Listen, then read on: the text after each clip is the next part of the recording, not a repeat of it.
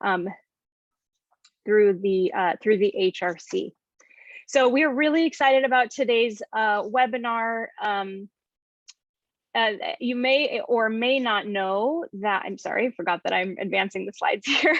You may or may not know that this is a series that's been put together. So this is part 2 of a 3-part webinar series that's specifically was designed to help address some of the most pressing issues that we've all been experiencing and that we've all been navigating and learning to navigate over the past 2 years during the COVID-19 pandemic.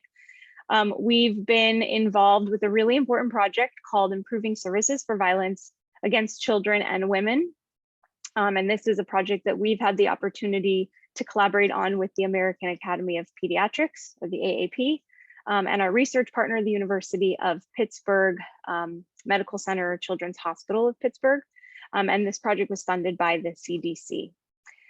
So through this project, we've really been taking a close look at the intersection of IPV and child abuse and neglect, as well as looking at pediatric care providers and community-based support agencies and survivor and family serving agencies, and all those that provide services for survivors and have been providing services for survivors during the pandemic. We've been focused on expanding and strengthening the capacity, collaboration, and coordination of healthcare providers and child protection agencies and other family serving organizations, as well as DV service agencies to better support children and women at risk for violence and exposure during the pandemic. Our partners collectively, all of us collectively, have been working to identify the really unique needs that have been learned throughout the pandemic, as well as the gaps and barriers to services during this time, as well as the really important practice and systems level changes that need to happen and have been adapted and have been happening really on the spot over the course of the pandemic, and also in preparation for any future public health emergency or pandemic that may arise, so that we can ensure that survivors of all ages, as well as families, always have access to equitable and quality services in those types of situations.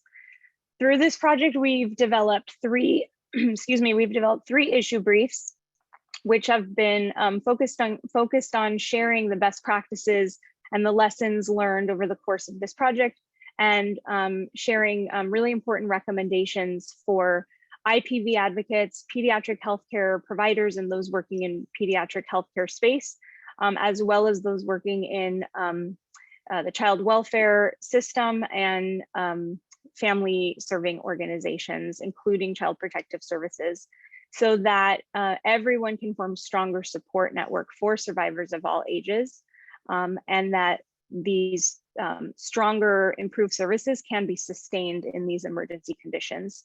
The briefs have been deeply inspired and informed by a really powerful study that was done by the University of Pittsburgh, which involved a series of interviews with IPV advocates and administrators, as well as child protective services or CPS advocates, to learn about the really unique experiences and needs of survivors over the course of the pandemic, as well as the staff serving survivors during this time. Through the interviews and also with the added support of the AAP stakeholder group, which is now called the National Partner Council, we heard really powerful experiences from the folks who are doing this work and have been doing this work tirelessly over the course of the pandemic, really with very limited resources and guidance on how to navigate all of this to ensure that their services remained available and accessible, and that the needs of survivors could be met during the pandemic. We are bringing you this webinar series to really share all of these best practices and recommendations in the briefs. And I like to say all are welcome, but today's conversation is really focused on pediatricians, pediatric healthcare providers, and other professionals working in that space. Our final webinar series, our final webinar of the series will be on May 25th, and this is going to be focused on child welfare, on family advocates and child protective services. So we hope that you will join for that as well. So we have two really incredible speakers here with us today. They're going to share a wealth of information on all of these best practices and recommendations to support you all in strengthening your work with survivors and with their families. So I'm going to introduce our two speakers, and they are going to share the floor today for the remainder of the webinar, and then we will open up for Q&A at the end of their presentation. So we have Maya Raghavan, who is an assistant professor of pediatrics at the University of Pittsburgh. She is a general pediatrician and a community partner research whose work centers on understanding how cultural and structural racism impacts survivors of intimate partner violence. And we also have Ashley Starr-Frechette. Ashley is the Director of Health Professional Research at the Connecticut Coalition Against Domestic Violence. She has her Master's of Public Health degree from Northeastern University. She educates and trains health professionals across the state on intimate partner violence screening and intervention. She oversees the Health Professional Outreach Advocacy Program and various health collaborations. Ashley is a member of the Governor's Council on Women and Girls, MAPOC, and Connecticut's Maternal Mortality Review Committee, and she is certified in Choices Counseling. So I will pass the floor. I'm sorry, I was a little late on advancing these slides, but I'm going to pass the floor over. Great. Thank you so much, Jennifer. It's such a delight to be here with Ashley and with all of you to talk about this really important topic. So my name is Maya Raghavan. I use she, her pronouns. I'm a general pediatrician and violence prevention researcher.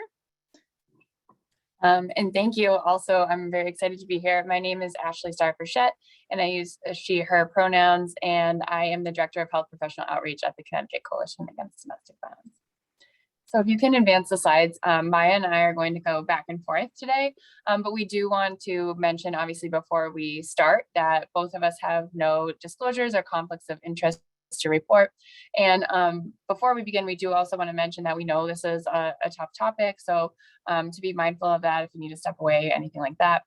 And then also some of the great artwork that you'll see within this slide set is the black and white images were created by Angelica Escobar. Thank you. Can go to the next slide. Okay, so we know that, when we talk about intimate partner violence, that's why we're here today. So we want to talk about what we actually see as the definition. So the Centers of Disease Control says that intimate partner violence includes physical violence, sexual violence, stalking or psychological harm of a current or former partner or spouse. And we do want to mention that the methods of control that are listed in this abuse are forms of intimate partner violence, but we do want to add that we also do see a significant amount of financial abuse, technological abuse, and also legal abuse verging into, especially when we are dealing with immigration. Next slide. So we also know from the CDC that about 1 in 4 women and 1 in 10 men experience contact sexual violence, physical violence, and or stalking by an intimate partner, and reported an IPV-related impact during their lifetime. So this is something that is being seen by anyone who is a pediatric provider or anyone pretty much in your daily life. You might be interacting with someone who has experienced some form of IPV within their lifetime. We do also want to mention that 1 in 5 kids has also been exposed to intimate partner violence. Next slide. So although not every area of intimate partner violence will rise to the level of a crime, depending on what your laws are within your own state, we do want to mention that there is no form of intimate partner violence that does not rise to the level where you can seek services from an IPV advocate. And, no IPV is insignificant, but we do want to emphasize areas where we do unfortunately see the highest rate of lethality. So here in Connecticut, we always talk first about the 3 S's. Those are stalking, strangulation, and separation. We see these as really dangerous situations when someone is being stalked. if someone does disclose that they've been strangled or choked. And then, of course, when someone's in that act of leaving or divorce, any form of trying to separate from that abuser. We do also really want to emphasize the importance around pregnancy, and when individuals have younger adults in the home, we do want to make sure to mention that intimate partner violence can increase during those times, even if you have the most perfect relationship. Adding a child into that does cause some complications. So always an extra important area to be providing resources when someone is pregnant or has young children. And then obviously when we see that there are weapons in the home or threats to kill or harm an individual. These are all situations where we unfortunately see high rates of lethality. Next slide.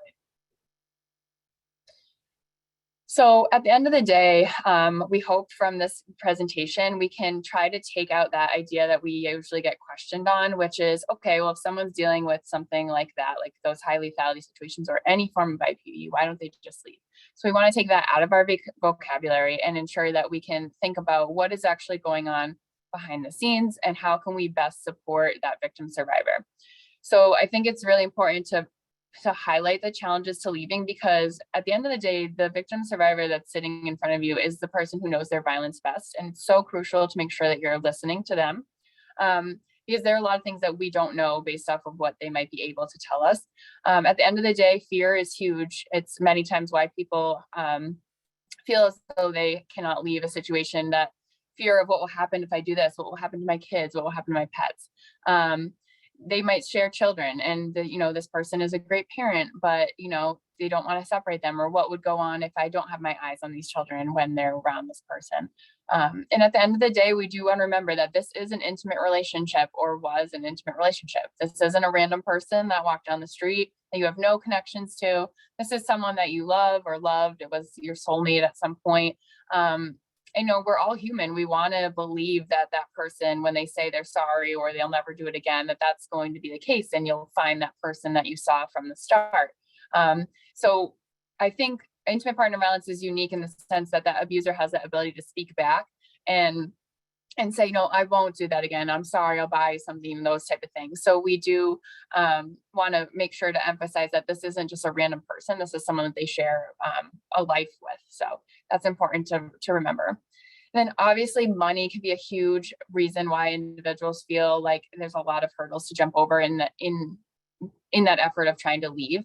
So how can they afford anything for their kids, for themselves, an apartment, insurance, all those things that they would need, or if they share accounts, how that's going to be monitored, those type of things. Limited to no supports, especially if someone's moved from out of the country or out of the state. Peer pressure based off different ideas within their life or religion, etc. And at the end of the day, I think it's really important to emphasize that it might just be safer at this point in time to stay. And I think that's crucial, especially for pediatric providers, to understand that making a rash decision based off what we think might be safest for someone is not necessarily going to be the safest for that person. So really listening to those victim survivors, understanding the challenges that they're dealing with can be so helpful, so that those rash decisions don't cause any further harm for that individual and their children. Next slide. And I'll hand it over to Maya. Perfect, thank you. And so one of the pieces that we wanted to center early on, and I'm sure something that so many of you have centered in your work as well, is this idea that so often intimate partner violence is thought of at the individual or relationship level when we think about the socioecological model, but so much of IPV happens because of structural inequities and the ways that oppressive policies and practices that are rooted in xenophobia and racism and transphobia and poverty, the way that those policies and practices are abusive to survivors, just like a partner may be. And one of the things that really came out from the study, which I'll talk about in a minute, is the fact that structural inequities and intersecting structural inequities were really impactful to IPV survivors during the pandemic. And as we know, the pandemic really laid to bear, centuries of pre-existing structural inequities. So I wanted to center that point. As an example, Ashley was referring to immigration-related abuse. And so it's the policies and practices that are deeply rooted in xenophobia, long history of xenophobia in the United States that abusive partners may use as a controlling behavior, may use to cut off survivors from resources. And so we really wanted to center that point early on because it came across very strongly in the study that we did. Next slide. And so now I'm going to talk a little bit about IPV and children. And so I think all of us know that IPV is related to child health. I don't have a long list of child health outcomes because I really want to focus on supporting survivors. But we know that, exposure to parental and caregiver IPV is very detrimental to children, just like it can be so impactful to survivors. And so we really want to focus on how do we best support survivors and their children. Next slide. And so one of the things that I want to mention is, IPV is so fundamentally rooted in power and control.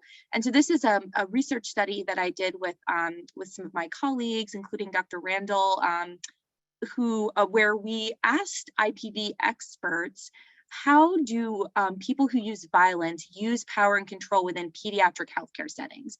And they provided so many different examples of what they've seen. So people who use violence, withholding transportation, so folks can't even get to the pediatric clinic, manipulating appointments. So we heard stories about changing the time for a well child visit so it looked like a survivor was no-showing a visit, trying to use a healthcare setting to stalk IPV survivors, which I've seen a fair amount as a pediatrician, and so many other ways as well. So I wanted to really center this presentation to say that power and control behaviors happen within the pediatric healthcare setting, and we really need to be thoughtful and mindful about that.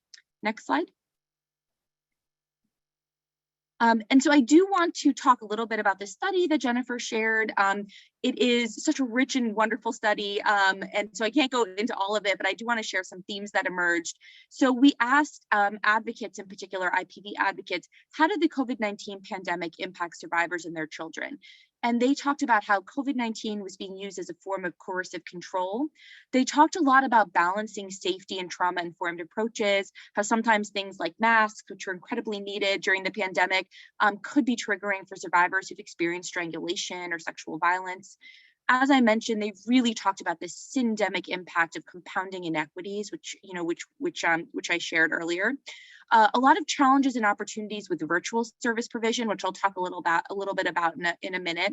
Leveraging resilience, self and community resilience, and then workforce wellness. So really thinking about how to support the thriving of IPV advocates who have been tirelessly working throughout the pandemic. And I just want to share a few quotes before we move on. Next slide. So this is a quote that I think is really important and really resonates. So this advocate said, there's been a lot of emotional impact on survivors that I've worked with who were already experiencing isolation due to abuse, and that only increased because of shelter in place. Next slide. And this ties back to COVID-19 and coercive control, particularly around children. So this advocate was sharing a story, and they said when COVID hit as hard as it did, the abuser was saying that they weren't comfortable exchanging the children on the weekends anymore. So she wasn't able to see her children except by FaceTime. And so many advocates talked about the way that children were used during the pandemic as a controlling, or manipulative behavior. Next slide. And so really what we want to center in all of this, and what I think is so important is using healing-centered engagement, or an approach that really leverages strengths and supports. So I think so often, particularly when we think about, myself as a pediatrician, and the way that I think the medical community has thought about IPV is that it's so much of a deficits model. There's a lot of victim blaming and all of those pieces. And so really it's shifting that framework to one that really is centered in strength and support. Healing-centered engagement views trauma not simply as an individual isolated experience, but highlights the way that trauma and healing are experienced collectively. It also views trauma as something that and healing as two things that can happen concurrently. And like I said, it really uses a holistic and strength-based approach. And so the way that, that I've heard it is really going from, folks have talked about how trauma-informed care is going from this idea of what is wrong with you to what happened to you, and healing-centered engagement is really what is right with you, what are your priorities, and how can I, as your healthcare provider, help you achieve your priorities rather than imposing my own priorities into your care. Next slide. What came across a lot in the study, as well as what's really amplified in the healthcare brief, is this idea of universal education and empowerment, which has been pioneered by Dr. Miller and Futures Without Violence. And so I come here just sort of as a humble messenger to try to promote this.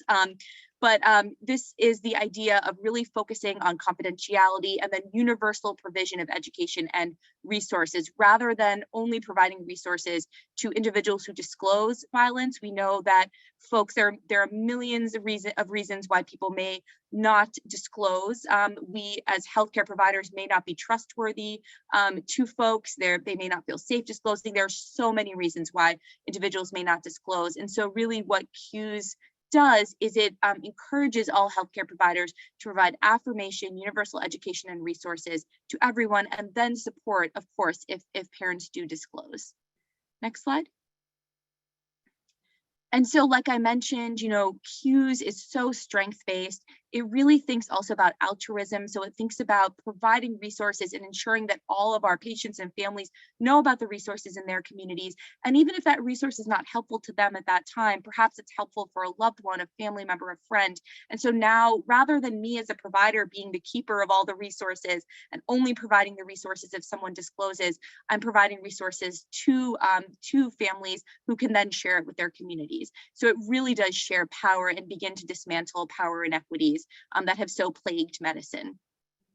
Next slide. And so I want to share a few ways that as a general pediatrician, I have used this approach. And so I'm not going to read this, but this is a script that I use in my setting, in my clinical practice. And you can see that it focuses a lot on social influences of health more broadly. And so I talk about how there are, parents are experiencing all kinds of stress. I thank parents for the work that they are doing, especially during the pandemic.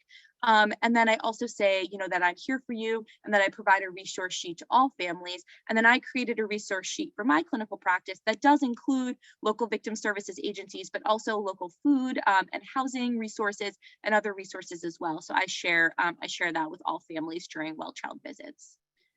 So I just wanted to provide an example, and certainly I think it's really important to adapt this to your clinical practice. Next slide. And then this is a sort of shorter script that's more focused on IPV. That's another example of how CUES can be brought to the pediatric primary care space. And certainly, this is so relevant to other pediatric spaces. I'm a general pediatrician, so I'm using it in the primary care space, but Dr. Randall, who's one of my colleagues, does this sort of work in the emergency room. And there's so many, colleagues I see on the call, and other folks who use this in different spaces can be brought to other non-healthcare spaces. And so it's just about adapting it to fit your needs and your patient's needs. Next slide. And so, as I mentioned, disclosure is not the goal. Really, the goal is about support. The goal is about provide, is a strength-based approach, but disclosures will happen because really what you're doing with CUES is setting up a safe and secure place for people to talk about trauma they've experienced if they want to talk about the trauma they've experienced. And so disclosures will happen, although it's not the priority. Next slide. And so I think what's so important when if an individual discloses is to just take a step back, take a deep breath, and just listen. And I know that there's so many advocates on the call and so many other folks on the call who are pioneers in this space. And so this, I apologize if this seems so simplistic, but I think as a healthcare provider, that's not naturally our state of being. you know, someone tells us something and we just want to fix it right away. You know, you have an ear infection, we just want to give you your antibiotics. And I think it's been so important for me as a healthcare provider, and as I'm sharing this knowledge with others, to really just take a step back and listen when, you know, so many of the pioneers in this work, their research has shown that really survivors just want us to listen. And so I think that that is so critical. And so really just thanking them for trusting you with their story and just listening for a moment before you move forward with next steps. The other one quick thing I want to mention, and I'll throw in little pieces of this throughout, you know, pediatric primary care and pediatric settings can be challenging because the children are there, and we want to be really, really mindful and thoughtful about what we're talking about in front of verbal children. And so certainly I would not recommend having conversations around IPV in front of a verbal child. People have said 3 and up, you know, really depending on the child and your clinical experience. So, you know, options are to have a space in your clinic where children can play and be, you know, have a moment, you know, separated from you, so you can talk to a family member, or maybe get the cell phone number of the family member and a good safe time to call if that works, but really to be very thoughtful about making sure that these conversations happen in a confidential way. Next slide, and then I'm going to turn it back over to Ashley. Thank you, Maya. So everything that Maya just talked about is something that we here in Connecticut as an IPV organization for our state, we really encourage with all of the health providers that we work with, because we do find that cues can be so helpful, especially in the pediatric setting where, you know, many times the answer is, you know, the question is, well, you know, I'm focusing more on the child, so why give something to the parent? But like Maya said, just so important to be able to get those resources out to the people that are caring for those children. So if you do get a disclosure, like Maya said, being able to respond and listen to that person is so helpful. So how best can you respond to someone and support them is we have just a few suggestions here. So I think the best thing that you can possibly do as a pediatrician is to reach out and develop transformative collaborations with the IPV organizations in your area. Figure out what your local organization is or your statewide organization, and try to prioritize those partnerships. Because at the end of the day, if you're able to speak to the resource confidently about, you know, hey, this is something that I've actually reached out to, this is how it will go. Like, you don't have to say your name when you call. Those type of things can be a lot more helpful than just saying, okay, I'm going to give you an intimate partner violence hotline and you're going to call this, because that's not going to make anyone feel safe or feel as though they're supported. So you as providers can take the opportunity to better understand what your resources are in the community, and then proactively develop strong partnerships with those individuals. Any of the things that you're fearful of around committing to and putting IPV education into your practice can be helped by using that resource of those IPV providers who do that every single day, and vice versa. Just like you're the expert in pediatric field, those individuals, those advocates are the experts in all things that victims and survivors have questions on or needs for. So being able to develop partnerships where you can talk to each other, run different ideas off each other, and better understand where each other is coming from can really help personalize the resources. Like Maya said, she has a script that she uses that works good in her clinic. And by working with IPV organizations, I think it's just been really helpful to see how you can help people develop. It's not one size fits all. You can make these things feel more comfortable. And by developing that collaboration, you then have that resource. So if there is a disclosure, you do feel as though you have someone backing you with supports, knowing that you know that IPV organization. We do also really encourage developing an MOU with your local IPV organization. This can be extremely helpful just to ensure that you are all working towards the same things, and it can help form these longer lasting collaborations. And then we do also really encourage adding IPV education onto sites. So we always say it only takes one. So if there's one person on staff that would be willing to become, you know, the IPV expert, many times the IPV organizations in your area will provide any form of education or be like their handoff, so that they can be the person who is the contact. They can provide all the resources for the site and be that support right on staff that can be kind of a backup for someone who might have questions, whether it be you as a provider with a question or an actual patient or parent that has a question. We do also talk about co-locating IPV advocates right on site at your location. We've done this in a few different care settings and it's been really successful. Again, being able to have that actual collaboration right then and there, instead of saying, hey, we have to call a random hotline where no one knows what's on the other side and they're fearful of DCF, things like that. But to actually have a co-located person who can support that individual can be really helpful. Next slide. So I can't emphasize enough what IPV advocates are there to do and how important they can be to your practice or to any practice that you are in. Utilizing IPV advocates to help gain resources for yourselves as providers. If you're unsure, uneasy about something, you can have questions answered by them, or to provide resources for the patients and parents that you serve. So advocates offer free, confidential, and safe resources. They work on things for short and long-term plans. Again, because we can't just fix or change the situation like we do with other things in healthcare, but we do want to make sure that we can provide those resources and supports to help make a plan for safety.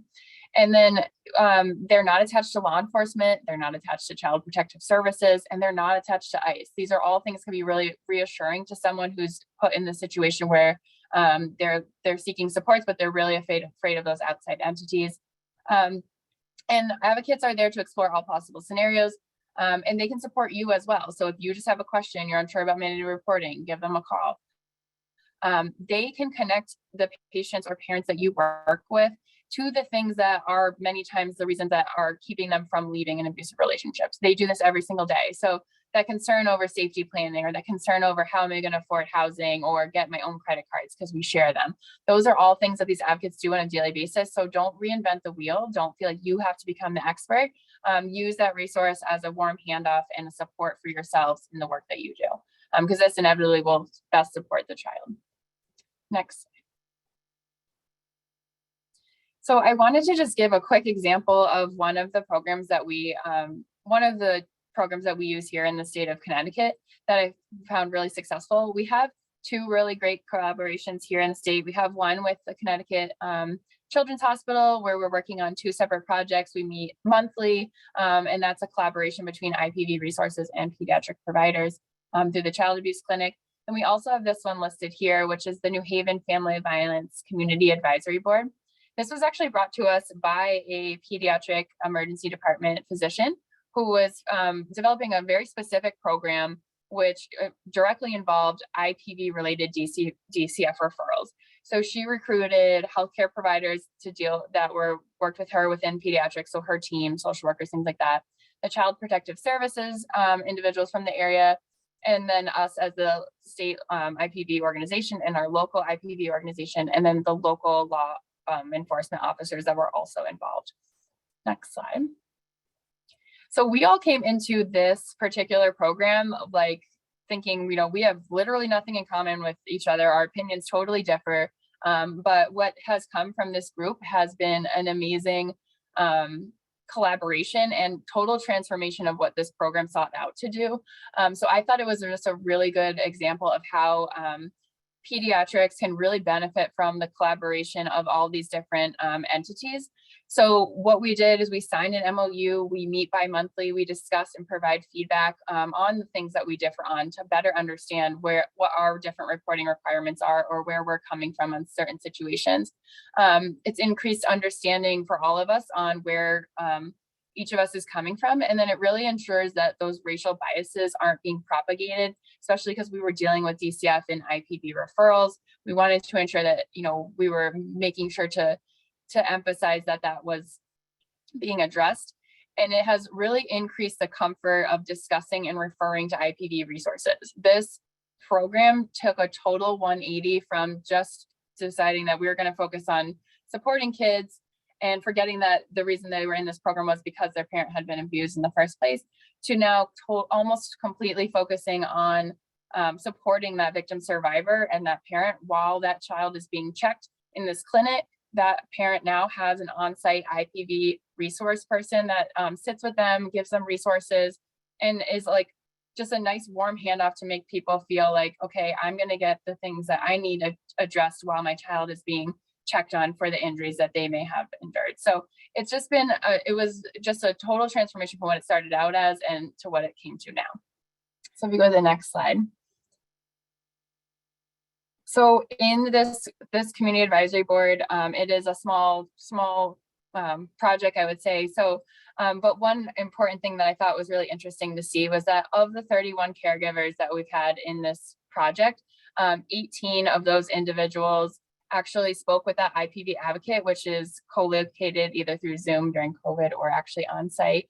While their child was being checked, that victim survivor was able to connect with that person, and 5 of them had already connected with IPV services prior to this. And then 15 of those 18 individuals had a follow-up visit with those IPV services. And though each of them had at least 1 to up to 40 different connections with that IPV advocate. So this is something that the victim survivors seem to have really positive reactions around, and felt like, this is really supportive, and I actually trust this healthcare provider now because they are adding this level of support and this connection and valuing that, I matter too. So we've just really found through this program the importance of collaborating and making sure that, in order to keep a healthy child, we need to make sure that that parent is healthy and safe as well. Next slide. Okay, and to just finish up, so just a few other reminders and thoughts for pediatric providers that came out of the research and years of research and work that so many folks have been doing. So I wanted to, excuse me, I'm sorry. One thing that I like to, think about as a pediatric provider, and I like to share with others, is really thinking about IPV advocates as like a really critical part of our healthcare infrastructure. I think so often, pediatricians and healthcare providers really think about healthcare as within the healthcare sort of setting, but so much health happens in communities. And to me, partnerships with IPV agencies is how we partner with specialists and with our other colleagues. Like, we're all working together to serve our patients. And so I think, yeah, that's so critical, what Ashley was discussing. Next slide.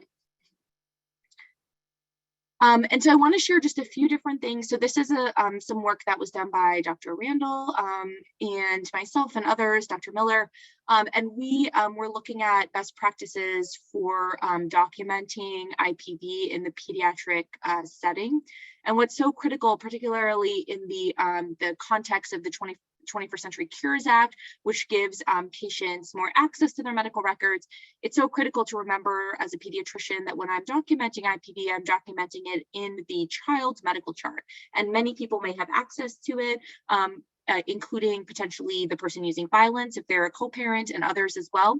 And a lot of what came out also in the study and the work during COVID is the fact that so much of our healthcare infrastructure has shifted to telemedicine.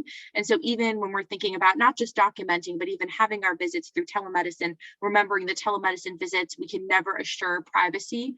So it's really important to be mindful of that, to never screen for IPV through telemedicine. And when it comes to EMR, we recommend minimal objective language, really focused on caution when we're thinking about where an IPV survivor may be located, using language like they're in a safe place, not explaining where they are in our medical records.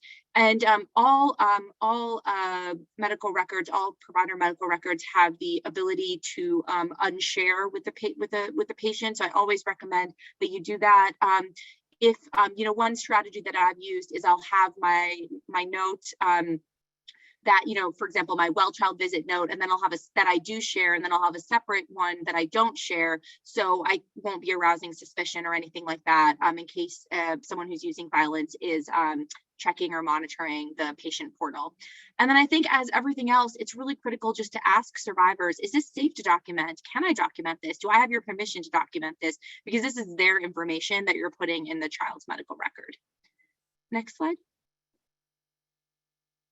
And so I want to take a moment and just talk about mandated reporting. This is something that has come up a lot in the healthcare brief, in our work. And so, as pediatricians, and many of us have the roles of mandated reporter. And so it's so important to know your state laws. But really, I think it's critical to think about, how do we prevent violence and harm without causing more violence and harm? And really, if filing is indicated, which, it's important to know your state laws about when it is indicated, because very few states will have laws about mandated reporting in the context of exposure to IPV. So please know your state laws. But when filing is indicated, always remembering that you need to have concurrent support. So Futures Without Violence has this amazing term, which I tell to everybody I know, which is shifting from mandated reporting to mandated supporting. And I think that's absolutely what we need to do. And so really getting away from filing and then not doing anything else, and really thinking about when filing is indicated, if filing is indicated, how can we support survivors. I also want to just amplify the work of Dorothy Roberts, who is a brilliant and amazing scholar in this idea of thinking about how can we reimagine the child welfare system and other systems like healthcare systems to be more supporting and less punitive. And she has a new book out, which is phenomenal. So I just wanted to amplify her work a little bit because she's incredible. Next slide. And so this is a wonderful study by Carrie Lippy and colleagues about survivors' thoughts on mandated reporting. This is not just mandated reporting to CPS, but other systems as well. And these are survivors who called the National Domestic Violence Hotline. And most survivors said the report made the situation worse or had no impact. 1 in 7 were warned when reaching out for help that the person would have to report. And 1 in 3 said that they wouldn't ask for help for fear that someone would legally be required to report. And that number was actually much higher for young people under the age of 18. And so again, if we have to report, we have to report. But I think it's just important to be really thoughtful about how we report and really making sure that we can do it in the best way, in a way that's the most supportive for survivors. Next slide. This is a study that I worked on also with Dr. Randall about best practices for reporting. So we asked multiple IPV experts, pediatric providers, IPV advocates, child abuse pediatricians about when you should report, and if you do need to report, how can we do it in a thoughtful and supportive way. And so these are just some examples that I wanted to go through, and there's a lot here in this figure that I'll let people process, but I do want to just mention creating a safety plan and providing support, as well as offering the opportunity for the IPV survivor to file or make the CPS report on their own, to really put control back in their hands. And I think what's so critical, and one thing Ashley reminded me of when we were talking earlier, is if you're ever in doubt as a pediatric provider, please call your local victim services agency. They can help guide you through this. They can help do safety planning. We don't need to feel as pediatric providers that we need to be doing the safety planning, but really just connecting with those who are experts. I think that's really critical. Next slide. And so really with mandated reporting, and this is what the healthcare brief also amplifies, whenever possible, and I would say almost always, really you should be letting the survivor let the survivor know what you're doing, give them the option of reporting themselves. Think about harm reduction strategies, really move to this idea of mandatory supporting, which really just means that whenever we report, we don't just report and leave it, we report and we provide support. And then, as Ashley's been mentioning, develop the warm referral services to clinics and community-based organizations. Next slide. All right, back to Ashley. Oh, I wanted to just mention one quick thing, sorry. The one thing about the one other thing I wanted to mention is that for your clinical practice, we have a new, and I will defer to Jennifer if it's ready or not, but a new QI/QA tool that you can use in pediatric clinical settings to see if you have all the policies and practices that we talked about in this presentation. So I just wanted to mention that, and maybe at the end, Jennifer, you can share a little bit more about that. Sorry, Ashley, go for it. No worries. So thank you, Maya, for all that great information. And I know many times the mandated reporting issue is something that causes a pretty big hindrance for people to think like, how can I, implement IPV resources within my clinic when I'm serving the child. So we do always really encourage that idea of using those IPV advocates, not only for your the parents you might be working with, but for yourselves. If you're unsure, uneasy, step out, take that time, run through it with them. They can help support you on those questions. So just some helpful reminders that we wanted to emphasize for pediatric providers or those who work with pediatric providers is to try to educate on broader policy and systems change across healthcare. I know this is also mentioned in the brief. But trying to take those opportunities to collaborate with IPV advocates, mental health providers, social service providers, anyone that can help support that child or is going to be helping support that child. Take that time, step out of your comfort zone and try to work with those different individuals. And then be aware of different policies and laws that are being passed in your state. Take the time to understand what the organizations that work with IPV in your area are working on, what's valuable to them, help support their work, because they can help you just as much as you can help them. And, you know, be there to support if they do have different areas that you could probably help them with. So being able to support the work that each other is doing is very helpful. And then promote IPV resources and information in all areas that are possible. So waiting rooms, bathrooms, or wherever possible. People sit for a good amount of time at most appointments, and that could be an opportunity between not ever knowing that there was a resource available and actually taking that opportunity. Many of the survivors we work with here mention that, you know, pediatric appointments were an incredible time because I wasn't focusing on myself. I was just kind of there for the kid. And that's when I took the opportunity to look on the wall and get a resource or take a tear off, things like that. So reach out to your local member organizations and get their information. Providers really are positioned to identify and promote collaborations and partnerships that can really benefit the holistic needs of patients and their families as a whole. So, next slide. So in conclusion, we just wanted to leave you with some tangible action items that you can use within clinical settings. So I know we kind of talked about this a lot, but really being able to provide survivor-centered healing care to families who have experienced IPV. Make that scenario where everyone feels as though we're going to get education on IPV each time we come, because this is something that's important to me and to my provider and my child's provider. Develop universal education scripts that best fit your clinic. Make sure you feel comfortable with what you're using. Use those IPV resources and the organizations to help make those scripts comfortable for you. And use that universal resource sheet that Maya talked about, not just for IPV resources, but for other things, those little pieces to people's puzzle that can help people get one step closer to leaving an abusive relationship can be very helpful.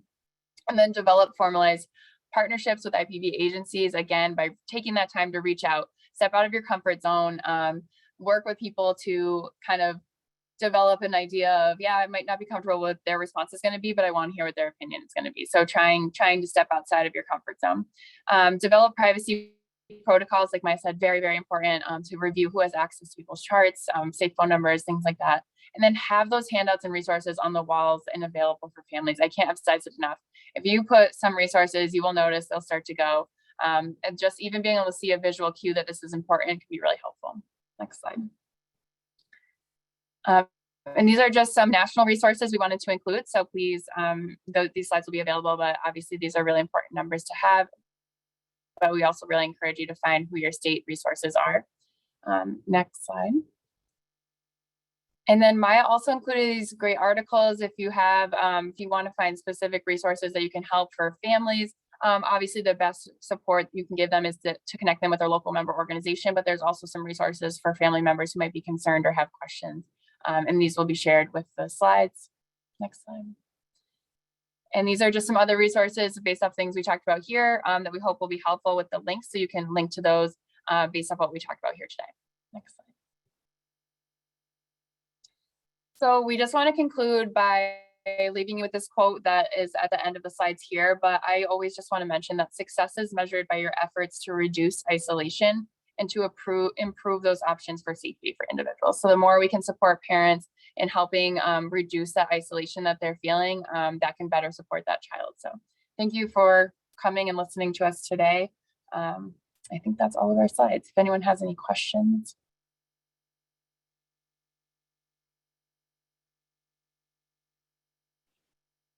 Thank you so much. That was fabulous. That was a whole lot of information in a short period of time. But I think you two did a phenomenal job of giving a really solid foundation and speaking to a lot of really tangible strategies and best practices that folks can take on. So thank you for that. I know that was it's hard to like cover it all in a short period. So thank you for that. So let's see, I want to touch on a few things and go through some reminders. And then we do have 3 questions to ask. I don't know if any more will come in. And we have about 9 minutes. So I'm going to do these announcements real quick, just so I get them out of the way, and then we can focus on responses to the questions. So first, I want to remind everybody that, again, this is being recorded. So you will get the recording and you will get the slides. I know there was a lot of information packed on the slides. There's a lot of resources and links in there. There were some pretty detailed scripts. So don't worry, you're going to get it all. You're going to be able to spend a lot more time, like actually reading through it all. That way you get all the information that the speakers really wanted to share. It'll be emailed after the webinar within a few days. It'll also all be archived up on the Futures Without Violence site. So there'll be multiple ways to access this information. Second, Maya, thank you for mentioning the QA/QI tools. I think we'll just include that in the recap email and attach it to the archived package for this webinar so that those will be available. I believe there are 2, one for parents and caregivers, and the other is for, remind me, I can't remember if there was actually 2 or 3 of them. It's for adolescents experiencing adolescent relationship abuse or reproductive coercion. Yeah, so those are really, really valuable, helpful tools to help you all assess where you're at with your quality improvement strategies, maybe help you think about strategies that you haven't thought of before. They're really comprehensive, they're really helpful, so we'll make sure that you guys have access to those as well. And then really importantly, the briefs that we keep talking about. So the 3 briefs are available up on the Futures About Violence website. You could just do a quick search. I think if you just type in issue briefs or AAP or the name of the project, they'll be there. Or maybe Lisa, you can just pop that direct link in the chat for folks so they can just access them quickly. Again, there are 3. One is focused on IPV advocates and organizations.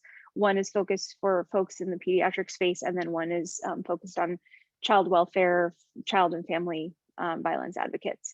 So I wanted to make a note that we actually are making some revisions to the pediatric brief, and we will definitely be notifying you all and sharing it with the masses once that new iteration of the brief is available. And then the last quick reminder is that when this webinar ends, there will be an evaluation that just pops up on your screen. We would love if you can just take a few minutes to just complete that for us. It really helps us improve our webinars and know what you all want to know more about, so we can design trainings that are going to be the most helpful for you. Okay, so let's move on to these questions. So the first question, I'm going to probably direct this towards Ashley, but Maya, if you want to add anything, please feel free. How do you define transformative systems of collaboration? So I know you talked about it, broadly, but if you have any like specific information you want to attach to that definition, just to make it a little bit more clear for people. That's a good question. I think I just consider it as taking the opportunity to make, I feel like within pediatrics, the collaboration between IPV and thinking about the parent doesn't always happen. So I consider that to be transformative in the fact that you're changing a system that's currently in place that runs a certain way. So trying to step outside of that, I guess, the way that everything is running right now, and taking the opportunity to look outside for the partners that you might not normally have reached out to, knowing that you're not necessarily focusing on the parent, but taking that time to transform a practice that's already in place and making it something that will foster further collaborations and make it so that you can see the value in involving the parent, and that inevitably was going to help support the children. So I think I just look at it as being able to try something that doesn't necessarily seem like it would normally be done within the practice that you have, which I think within pediatrics, we get a lot of pushback on involving the parents and taking the time to talk about IPV. So taking the opportunity to step above that and see, like, we know that if a child grows up in a home where IPV is present, then we know that they're going to learn from that and they're going to see that. So I'm taking that opportunity to, step above that and take that proactive action. I guess I don't know if that really answered that, but that's how I look at it. Maya, I don't know if you have anything. Oh, I thought that was great. I loved all of that. And I mean, I think the other piece, whenever I think about transformative collaboration, I also think about dismantling power inequities and hierarchy. And so, this idea, really thinking about how do we build very equitable collaborations that's really centered on the family and not centered on like any kind of power inequity, which I think has been so deeply part of medicine for centuries. And so that's another piece I think is important. Thank you. One other thing I think of is it's also transformative for the people doing the work, and it makes their jobs easier because you're leaning into support on that side as well. So I think it's it's just a win-win-win across the board. 100%. These people try to reinvent the wheel all the time. Like they try to like go make these resources for their staff and stuff. It's like, this is already done. Just cross the aisle and grab the hands, and you guys can help each other. So yes. Okay, great. And then for Maya, so you had some really awesome slides up with scripts, and I know there's a few instances in a clinical visit or in a disclosure or when doing cues where the scripts can be really helpful. I know you didn't read them in detail, obviously, right now, but can you speak to the scripts a little bit more, like maybe touch on some of the most important things for somebody to include in their script, or if you have like a super short script that you always use that you can just share so people can hear the actual language that you would use. Yeah, no, absolutely. And I mean, I think, Futures has been on the cutting edge of, developing these scripts, and, Dr. Miller and others that I work with. And so I find scripts to be, helpful as guidelines, not as like, I have to say this like in kind of the exact same way. And I don't usually say things in the exact same way, but it reminds me of sort of how I want to frame what I'm talking about, and to make sure that it's part of every visit, because I think so often with, any pediatricians on the call, we have like 20 minutes to talk about 8 bazillion things. And so it's easy to not include it, or to feel like it's coming across in this kind of like checklisty type of way. And so, what I usually say is I say, I always like to talk a little bit about, and this is sort of my pandemic script, but I'm still using it. And I really like to just talk about what it's been like to be a parent during the pandemic. It has been really, really hard. Thank you for everything you've done. Some other families have really talked to me about how things have been so hard during the pandemic, getting food to eat, their electricity or utilities, finding a safe place to live. And, there's also been an increase in violence and stress in relationships. And so I just like to pause and just really say that I like to offer a resource sheet to everybody, which has a lot of great information about community-based resources. And I hope it's helpful to you or someone that you know. And then, sometimes I'll say, like, is there anything like that going on? Does any of this resonate with you? Do you want to talk a little bit more? And sometimes I don't, and just leave it there. But really, I try to just normalize. I think that's really important. Some of the other scripts I've seen that other folks have developed are it's really all about kind of normalizing and just saying, this is something I ask everybody. This is something I like to talk about, making it really clear that you're not just saying this to this particular family. This is something you want to share with everybody. So that's what I usually do. That's my general like well child visit script. But then depending, like I have a different script for adolescents, and again, I usually change things depending on the patient. And then I'll change things depending on how well I know a family. Like sometimes if I'm meeting someone for the first time, the one I say is a little bit different than, people that I've met so many times and they know me really well and I know them really well. I don't know if that answered the question. Yeah, totally. And, I think it's important for people to make it natural for them, right? So you don't really want to like, take word for word somebody else's script, but just adapt it and make it use your natural language and relatable for you. Absolutely. Okay, we are down to the minute, but I'd love to ask one last question if we can just do like, and I hate to not give this enough time, but what suggestions do you have for supporting children if their parent discloses IPV? I think you touched on this a little bit throughout both of what you all presented on, but if there's any last comments you want to say about that piece. Ashley, do you want to go and then I can add a quick thing at the end, or do you want me to go? Whatever's easier. Go for it. Okay. So I think knowing your local resources, and so the local victim services agencies here have great children's programs. You know, I think we have like the Center for Traumatic Stress. We have a lot of different organizations that can really support children. I think it's really like listening and hearing what's going on in the child's life, and then trying to provide supports that really are helpful to families depending on what it is that they need. But I think really knowing your local resources is important, especially with children, because the local resources for children may be a little different than the ones for survivors, for IPV survivors. And so I just think knowing your local resources is really, really important. But I try to definitely see if there's a way to connect folks to a supportive counselor who really knows IPV very, very well. And then also I think really critical to supporting children is supporting survivors, which is what we've been talking about as well. Mm-hmm. Yeah, certainly I echo that. I mean, almost all the members have child advocates, and or that's what they do on a regular basis, is knowing those great connections like Maya talked about for the children, those therapists, those different resources. So they, you know, most of the people we serve 50-50 in our safe houses, it's half is children, half is adults. So IPV services do support the children, and knowing that that is a resource, because you're supporting the parent who's being abused and then also that child who's affected. So I think really getting them that connection can be helpful. Wonderful. Thank you so much to both of you for spending your time with us today. We really, really appreciate you both.